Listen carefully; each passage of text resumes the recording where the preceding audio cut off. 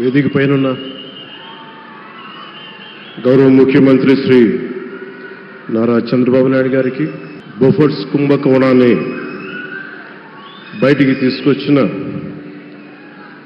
Hindu managing director, ఒకప్పుడు ఎడిటర్గా పనిచేసిన శ్రీ ఎన్ రామ్ గారికి, రాజస్థాన్ పత్రిక చీఫ్ ఎడిటర్ ఓనర్ అయిన శ్రీ గులాబ్ కుటారి గారికి, చిత్ర పరిశ్రమ అతిరథ మహారథులందరికీ, శ్రీ రామోజీరావు గారి కుటుంబ సభ్యులు, వారి అబ్బాయి శ్రీ సుమన్ గారికి, శ్రీమతి శైలజా కిరణ్ గారికి, శ్రీమతి విజయేశ్వర గారికి, రామోజీరావు గారి మనవలకి మనవరాలకి ప్రత్యేకించిన హృదయపూర్వక నమస్కారాలు. ముఖ్యంగా ఆయనతో పాటు వెన్నంటే ఉన్న ఆయన ఈనాడు పత్రికా కుటుంబానికి, జర్నలిస్ట్ కుటుంబానికి, వారందరికీ కూడా నా ప్రత్యేక హృదయపూర్వక నమస్కారం. రామోజీరావు గారి గురించి అందరూ చెప్పిన దానికంటే కూడా నాకు నా పర్స్పెక్టివ్లో, నా అనుభవంలో నేను చూసిన రామోజీరావు గారిని మీ కొద్ది సంఘటనలు పంచుకుంటాను. రామోజీరావు గారు నాకు సినిమాలు ఉన్నా కానీ నాకు పరిచయం లేదు. ముందు షూటింగ్ ఆయన స్టూడియోస్లో చేసినా కానీ ఫస్ట్ టైం పాలిటిక్స్కి ఎంటర్ అయిన తర్వాత 2008లో ఆ సమయంలో ఆయన కలవటం జరిగింది. ఆయన మాట్లాడిన విధానం చాలా నిక్కచ్చిగా, ప్రజల పక్షపాతం. ఆయన మాట్లాడుతున్నంతసేపు నాకు మైండ్లో ఒకటే అనిపించింది, మనసులో జర్నలిస్టిక్ వాల్యూస్ని కాపాడటానికే ఆయన ఉన్నాడు. ప్రజాక్షేమం, ప్రజా సంక్షేమం, ఈ పర్స్పెక్టివ్లోనే, ఈ కోణంలోనే ఆ చర్చ జరిగింది. నన్ను ఒకసారి ఆయన 2019లో ఒక లంచ్కి ఆహ్వానించారు వారి కుటుంబ సభ్యులతోటి. ఆ రోజు ఆయన మాట్లాడింది దేశ పరిస్థితులు, ముఖ్యంగా పత్రికా స్వేచ్ఛ గురించి, పత్రికా రంగం ఎంత కీలకమైంది. ఆయన ఎప్పుడూ కాంప్రమైజ్ అవ్వలేదు. ఒక విషయం చెప్పాలి అంటే అది తనకి తెలిసిన వారు అవ్వచ్చు, తన సన్నిహితులు అవ్వచ్చు, స్నేహితులు అవ్వచ్చు, కుటుంబ సభ్యులు అవ్వచ్చు, జనం కోసం వచ్చేటప్పటికి నిష్పక్షపాతంగా, చాలా నిర్దాక్షిణ్యంగా ఉంటుంది ఆయన ఆలోచన పరిధి. అదే ఆయన ఈనాడు పేపర్లో రిఫ్లెక్ట్ అవుతుంది. నేను చాలాసార్లు అనుకునేవాడిని, ఒక వ్యక్తికి ఇంత, ఆయన ఆ రోజు లంచ్ తర్వాత కూర్చున్నప్పుడు ఆయన మాట్లాడుతుంటే ఆయన వేదనని నేను చూశాను. ఆయన నలిగిపోతున్నారు. నిజంగా పత్రికా స్వేచ్ఛ ఎంత అవసరం దేశానికి, ప్రజాస్వామ్యానికి ఎంత కీలకమైంది, అది ఆయన చెప్తుంటే ఆయన ఆవేదన నాకు అర్థమైంది. అలాంటి వ్యక్తి మీద ఎన్ని రకాల ఇబ్బందులు పెట్టారో మనందరికీ తెలుసు.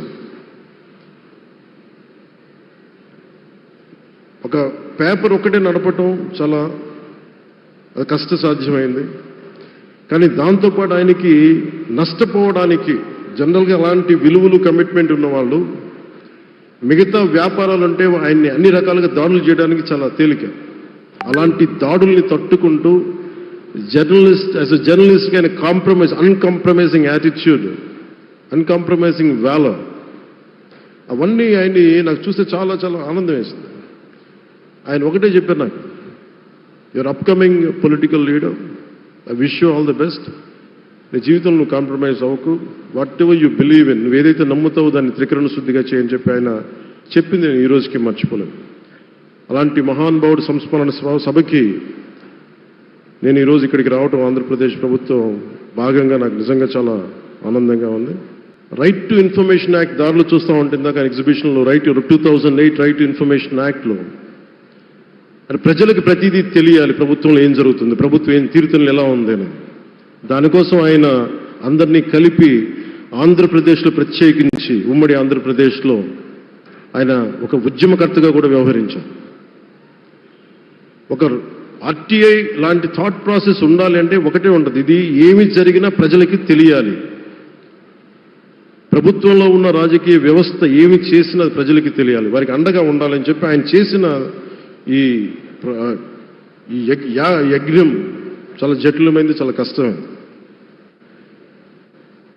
పత్రికా రంగంలో విస్తరించిందే కాకుండా సినిమా నిర్మాణ రంగంలో కానీ, స్టూడియోస్ కానీ, హోటలియర్గా కానీ ఇవన్నీ చాలా చేసి ఉండొచ్చు. కానీ ఆయన క్రక్స్ ఆఫ్ రామోజీరావు గారిది మోస్ట్ ఇన్స్పిరేషనల్ జర్నలిస్ట్. ఇందాక కొల్లూరు పార్థసారథి గారు చెప్పిన, ఇందాక అమరావతి నుంచి నా ఎమ్మెల్యే గారు మాట్లాడినా కానీ, పార్థసారథి గారు చెప్పినా కానీ ఆయనకి ఖచ్చితంగా ఒక విగ్రహం పెట్టాలని. ఎందుకంటే జర్నలిస్ట్ విలువల్ని కాపాడి ఆయన ఎందుకు ఇన్స్పిరేషన్ అంటే ఎన్ని కష్ట నష్టాలు వచ్చినా, ఒక జర్నలిస్ట్గా ఉండటం వేరు, ఒక పత్రికాధిపతిగా ఉండి అన్ని ఒడిదుడుకులు ఎదుర్కొని ఆయన కుటుంబాన్నంతా బెదిరించినా కానీ, ఏమి చేసినా కానీ జనరల్గా కుటుంబ సభ్యులు కష్టం వస్తే నలిగిపోతాం.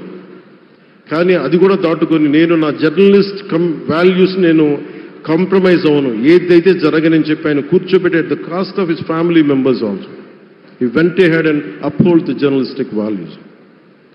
వారికి దానికి చాలా చాలా సాహసంగా నాకు చాలా ఆనందం వేసింది. ఆయన ఆఖరిలో ఎలక్షన్ రిజల్ట్స్ వస్తాయి, ఎప్పుడు వస్తాయి వీటన్నిటి అనుకున్న టైంలో నేను ఒకటి అనుకున్నాను, ఆయన ఆరోగ్యం క్షీణిస్తూ ఉంది, బాగుండా ఆయన ఈ విజయ వార్త వింటారా లేదా అనేది నేను ఒకటి ఆలోచిస్తూ ఉన్నాను. సో నేను శ్రీమతి శైలజా కిరణ్ గారిని, సుమన్ గారిని, శ్రీమతి విజయశ్రీ గారిని అడిగినప్పుడు నేను ఒకటి అడిగాను, ఆయన విన్నారా అండి, ఆయనకి మాటలు వినిపించినాయా?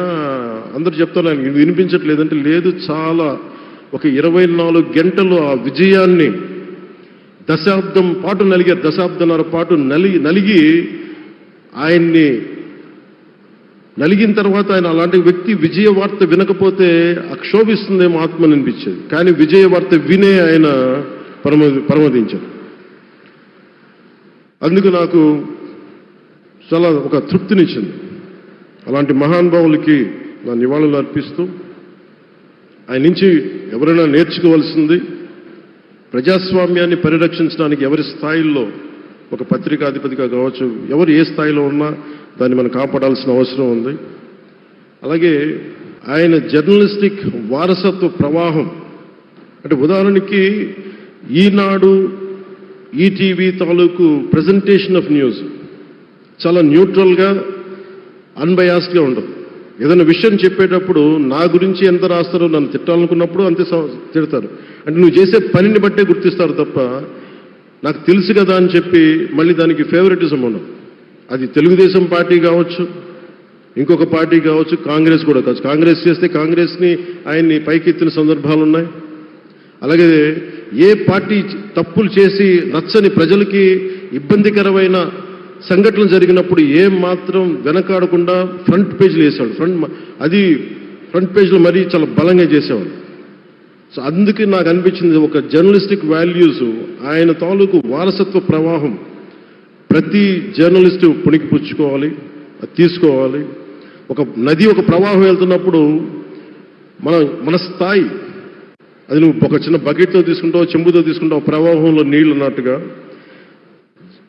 రామోజీరావు గారి జర్నలిస్టిక్ వారసత్వ ప్రవాహాన్ని మనం ఎంత తీసుకుంటాం అనేది మన స్థాయిని బట్టి ఉంటుంది. అది ఒక మోటార్ వేసి ఒక ట్యూబ్ మనకి పైప్లో తోడుకునేలాగా ఉండొచ్చు, లేదంటే నా స్థాయి ఇంతే అంటే కూర్చోబెట్టి ఒక చెంబుతో తోడుకోవచ్చు.